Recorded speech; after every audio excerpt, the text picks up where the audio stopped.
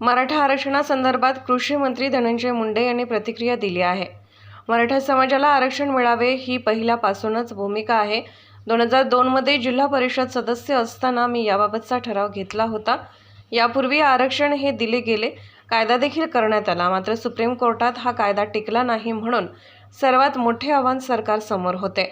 कायमस्वरूपी टिकणारं आरक्षण पाहिजे हे जरांगे पाटील यांना देखील माहीत आहे। त्यामुळे सर्व गोष्टी कायद्याच्या चौकटीत बसवत आहे, परंतु सरकार जलद गतीने काम करत असल्याचे मुंडे यांनी सांगितले आहे। म्हणून अनेक मान्यवरांनी या ठिकाणी सांगितलेलं आहेच आहे।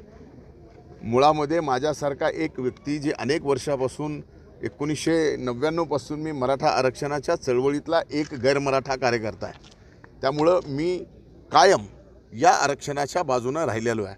आजपर्यंत नरड्यातनं रक्त पडेपर्यंत मराठा समाजाला आरक्षण मिळावं म्हणून रस्त्यावर जिथं मिळेल तिथे, आणि एवढंच नाही तर महाराष्ट्रात पहिली जिल्हा परिषद आहे की ज्या जिल्हा परिषदेमध्ये मी जिल्हा परिषदेचा पहिल्यांदा 2002 साली सदस्य झाल्यावर जर पहिला ठराव कुठला घेतला असेल तर बीडच्या जिल्हा परिषदेमध्ये मराठा आरक्षण मिळावं म्हणून ठराव दिला।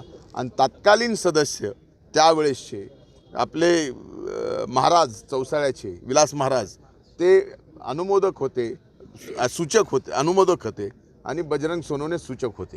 त्यामुळे या भूमिका आमच्या अतिशय स्पष्ट आहेत। फक्त एवढंच आहे की हे आरक्षण जे मिळालं आहे आजपर्यंत दिलं गेलं नाही का, तर दिलं गेलं। यापूर्वी कायदा केला गेला, हायकोर्टात टिकला, पण सुप्रीम कोर्टामध्ये हा कायदा टिकला नाही।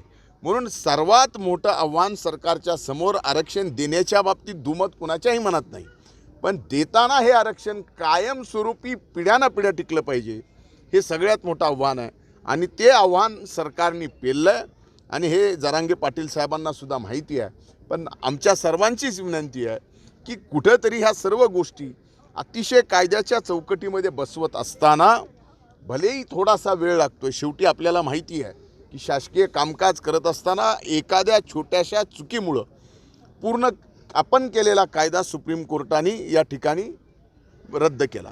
अशी कुठलीही चूक मधल्या काळामध्ये आरक्षण मिळवण्याच्या संदर्भात कायदेशीर चौकटीत ज्या अडचणीच्या आल्या त्या अडचणीच्या ठरू नयेत यासाठी सरकार प्रयत्नशील आहे। आणि म्हणूनच आम्हाला महायुती सरकारला आरक्षण देण्याच्या संबंधात आमचं दुमत नाही, थोडा वेळ लागतो आहे। या ठिकाणी सरकार अतिशय जलद गतीनं ज्या क्षमतेनं आपण काम करायला पाहिजे तशा 1000 पट जास्त क्षमतेने काम करत असतोय। आणि हे करत असताना भूमिका एवढीच आहे की टिकणारं आरक्षण, पिढ्यानपिढ्या टिकणारं आरक्षण मराठा समाजाला या ठिकाणी मिळालं पाहिजे।